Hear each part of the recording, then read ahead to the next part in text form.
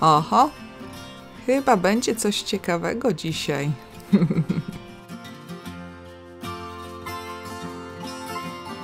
W moim życiu popełniłam kilka szkicowników. Były różne. Był taki szkicownik z materiałową okładką na gumkę, z postarzonymi kartkami, taki do spróbowania, jak to się robi.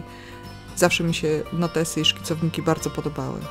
Zrobiłam sobie czarny szkicownik z szytymi kartkami, bo kupiłam czarny blok, chciałam popróbować, jak w ogóle się z tym pracuje, ale blok jakoś mi nie leżał, wolałam mieć jako szkicownik, więc poszywałam te kartki i po prostu włożyłam go w okładkę taką zwykłą zeszytową. No i mam taki szkicownik, jak będę miała ochotę, to coś sobie tam popróbuję. Zrobiłam też taki większy projekt, no to jest podróżnika, bo bardzo mi się podoba ten koncept i chciałam mieć coś własnego.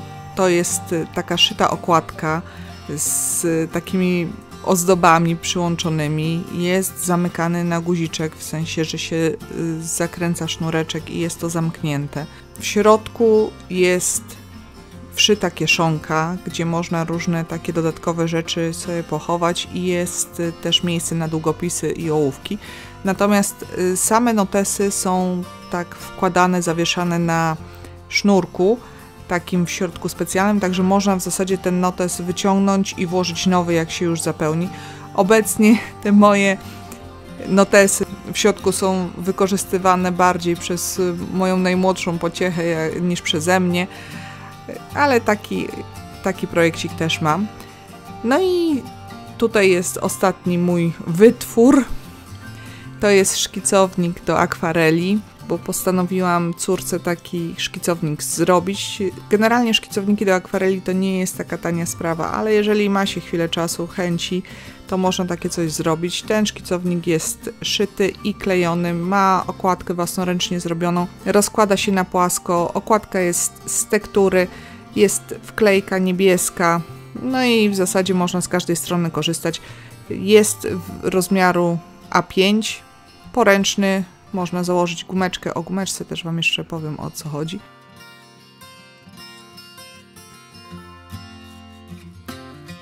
I dzisiaj Wam pokażę, jak ten szkicownik zrobić, jeżeli byście byli zainteresowani, więc zapraszam.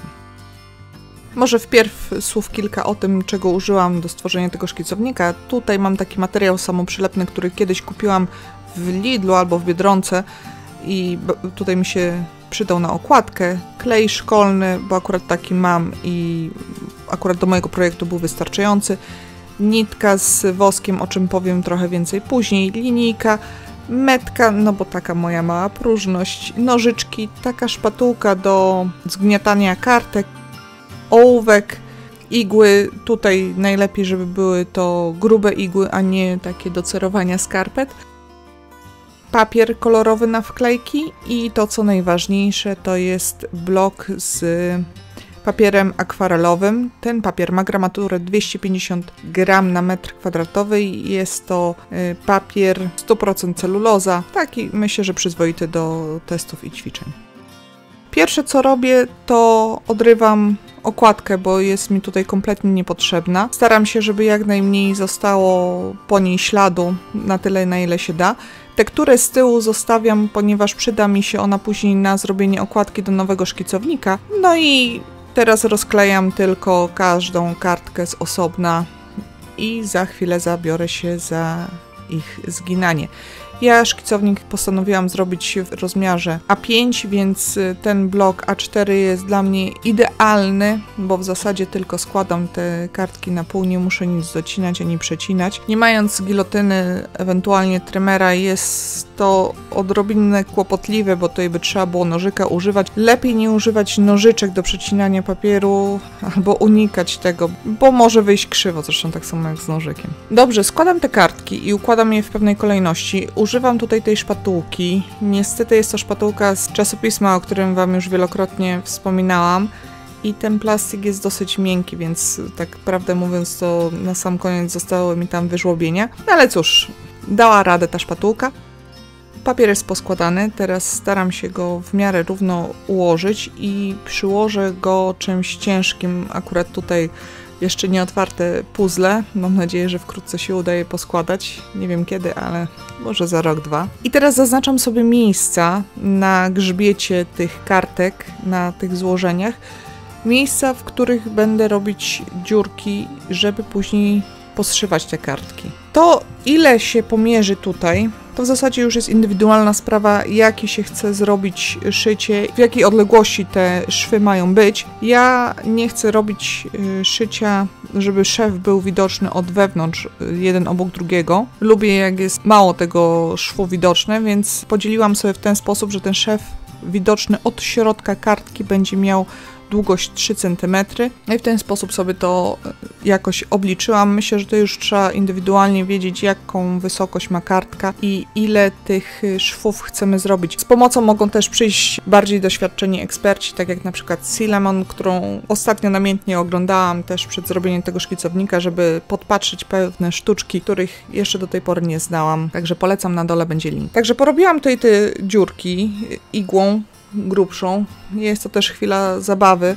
Wiem, że do tego można też użyć takiego specjalnego dłutka, dziurkacza. No takiego nie miałam i myślę, że jeżeli ktoś się zabierze tak za jednorazowe robienie, to też nie będzie miał, więc tutaj igła jest jak najbardziej wskazana. Nić, którą używam do zszywania, zabezpieczyłam woskiem, ponieważ właśnie też u Cinnamon wypatrzyłam to, że w ten sposób robi. Myślę, że to jest dobra metoda na zabezpieczenie nici, szczególnie, że szkicownik będzie do pracy z akwarelami, czyli będzie tam woda, żeby ta nić też tam za dużo tej wody nie złapała. Natomiast czy pomaga to w szyciu? Mi nie pomogło jakoś specjalnie, ale też nie utrudniło. Nić, jak jest dłuższa, to zawsze się będzie plątać i przy szyciu trzeba niestety wziąć to pod uwagę. No dobrze, tutaj się już szycie zaczęło i pierwszą kartkę po prostu przeszywam zwykłym ściegiem że tak powiem, w te i z powrotem, zaczynając od zewnątrz. Jeżeli będziecie oglądali różnych innych crafterów, którzy robią notesy, którzy robią szkicowniki, myślę, że każdy ma jakiś tam inny sposób na zszywanie kartek. Ja robię w ten sposób, jeżeli ktoś chce z tego skorzystać, to zaraz tutaj wszystko krok po kroku opowiem. Także pierwszą i drugą kartkę przeszyłam w ten sam sposób, czyli zaczynając od zewnątrz, wchodząc, przebijając pierwszą dziurkę od zewnątrz do środka i na zmianę każdą dziurkę, czyli ściegiem prostym. Pierwszą i drugą kartkę tak pociągnęłam, czyli jak wyszłam z pierwszej kartki, od razu weszłam w pierwszą dziurkę drugiej kartki. Tutaj jeszcze uwaga, zwróćcie uwagę na to, żeby i dziurkując kartki, i szyjąc kartki, mieć te kartki cały czas tak samo poukładane, bo to, że zaznaczone są te miejsca, gdzie zrobić dziurki, to nie oznacza, że ta kreska jest prosta. I teraz przekładając kartki może wyjść tak, że wyjdą nierówno. Trzeba tutaj pilnować tej kolejności. Dwie kartki są przeszyte. Na sam koniec związałam ten początek nitki i tą końcówkę, która wyszła razem, żeby już mi się to trzymało. I teraz przyszywam trzecią kartkę. Trzecią kartkę znowu wchodzę od zewnątrz dziurką do środka i wychodzę z powrotem w kolejnej dziurce, ale teraz już nie idę wszystkich dziurek w tej jednej kartce, tylko wychodząc z drugiej dziurki, od razu przeszywam te dwie nitki, które są na zewnątrz dwóch powyższych kartek. Trochę skomplikowanie będzie to brzmiało, nie wiem na ile to widać tutaj, ale przeszywam, zaciągam i wchodzę trzecią dziurkę od zewnątrz i tutaj już przeszywam normalnie do czwartej dziurki, wychodzę na zewnątrz, ale znowu z czwartej dziurki jak wychodzę, zabieram dodatkowo jeszcze te dwie nitki z dwóch powyższych kartek, czyli przechodzę pod spodem, pod tymi nitkami i wchodzę w piąta będzie. Szczerze powiedziawszy, wytłumaczenie tego słownie jest nieco trudniejsze niż pokazanie. Jeśli zdarzy się tak, że w trakcie zszywania kartek nici Wam zabraknie, to naprawdę nie ma co się martwić, bo wystarczy zrobić supełek na zewnątrz, aby nie za duży, żeby potem nie było widać na okładce i po prostu dowiązać kolejną nitkę i kontynuować szycie. Tutaj mi też nici zabrakło i możecie się przyjrzeć, jak ja sobie z tym poradziłam. Po prostu zakończyłam tamtą nić pierwszą, zawiązałam i potem dowiązałam na szwie kolejną część nitki. Też staram się Wam pokazać, to jest innego ujęcia, jak zszywam ten szkicownik. Wiem, że to jest w zasadzie najważniejszy punkt programu, całe clue. Nie wiem, na ile jest to widoczne i na ile jestem w stanie to wyjaśnić, ale upraszczając, do każdej kartki pierwszą dziurkę wchodzę od zewnętrznej strony kartki i przeszywam, wychodząc drugą dziurką, zawsze przeszywam pod 2 nitkami z powyższych kartek i wchodzę w dziurkę trzecią. Wychodzę dziurką czwartą i znowu przeszywam 2 dodatkowe nitki z kartek powyżej, z 2 kartek powyżej i wchodzę w dziurkę 5. i wychodzę dziurką 6. Jak wychodzę tą ostatnią dziurką, to przeszywam jeszcze pod szwem kartki powyżej. Wtedy jak już zahaczę, jak ją przyszyję do poprzednich kartek, wtedy dopiero biorę nową kartkę i znowu zaczynam pierwszą dziurkę, wchodzę z zewnątrz, przeszywam na zewnątrz, drugą dziurką wychodzę, biorę pod 2 nitki z poprzednich 2 kartek i wchodzę w kolejną dziurkę nowej kartki, wychodzę kolejną, znowu podszywam pod 2 kolejne nitki i wchodzę w następną dziurkę i wychodzę ostatnią dziurką i tą ostatnią, jak już wyszłam tą igłą z ostatniej dziurki, przeszywam pod szwem, który jest na kartce powyżej. Znowu biorę nową kartkę i znowu zaczynam to wszystko od początku. Brzmi to troszeczkę śmiesznie i trochę może dziwnie, ale dopiero jak się zaczyna szyć i coś kombinować, jak się ma te kartki przed sobą i tą igłę, to myślę, że dałoby się coś tutaj obmyślić, jak to faktycznie wygląda i przyglądając się, jak ja to szyję, mam nadzieję, że to jest to na tyle widoczne. Jeżeli nie jest, a bylibyście zainteresowani, to postaram się kiedyś dokładniej pokazać, jak ja tutaj te szkicowniki zszywam. Po zszyciu wszystkich kartek robię supełek na sam koniec, pod szwem powyżej, tak żeby to wszystko się trzymało. Staram się, żeby supełek nie był za duży, bo jak zrobimy taką wielką kulę, no to będzie to widać później na brzegu notesu czy szkicownika, a nie chodzi o to, żeby to brzydko wyglądało. Później brzeg tych kartek zszytych będę jeszcze zabezpieczać klejem. W zasadzie z tym klejem to robię to pierwszy raz i nie jest to może klej specjalnie przeznaczony do takich rzeczy, bo jest to zwykły klej szkolny, niby z przeznaczeniem do dodatkowych rzeczy, szkła, tektur, drewna i tak dalej, nie zawsze się sprawdza. Natomiast jak na razie mi się dobrze z nim pracuje i tak jak patrzę teraz na ten szkicownik, jak już jest zrobiony i jak nowa właścicielka sobie w nim maluje, to ten klej całkiem dobrze sobie tutaj dał radę i na tyle, na ile ma trzymać te kartki, to te kartki trzyma. Przed sklejeniem tych kartek, zabezpieczeniem klejem tego brzegu, cały szkicownik przycisnęłam, żeby mi po prostu ten klej nie wszedł głębiej w kartki, żeby został tylko na brzegu, ale też żeby się całość jakoś nie rozjechała i była w jednym miejscu. Posmarowałam ten brzeg i zostawiłam do wyschnięcia. W następnej kolejności będzie już zrobienie okładki, klejenie środka do tej okładki i ewentualne udekorowanie tego szkicownika.